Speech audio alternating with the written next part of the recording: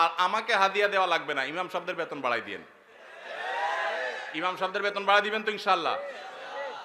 ইমাম সাহেবদের বেতন বাড়াই দেওয়ার তৌফিক আল্লাহ তাআলা আমাদেরকে দান করুন। ওলামা একরাম ওয়াজ মাহফিলে যারা আসেন তাদেরকে সম্মানজনক হাদিয়া দিবেন। আমি নিচ্ছি না, আমার আলহামদুলিল্লাহ না নিলেও চলে, এবং মাদ্রাসার মাহফিল দেখে নেই না, অন্য কেউ জোর করলে হয়তো নেই। কিন্তু যারা অন্যান্য ভাইরা আসেন ওয়াজ মাহফিল করেন, অনেকে আছে রাতে গাড়ি অ্যাক্সিডেন্টে মাহফিল থেকে যাওয়ার সময় পুরো গাড়ি শেষ হয়ে যায়, আছে না? অনেকে আছে গাড়ি অ্যাক্সিডেন্টে নিজে অসুস্থ হয়ে যায়, মারা যায়, রাত বিরাত জাগা লাগে।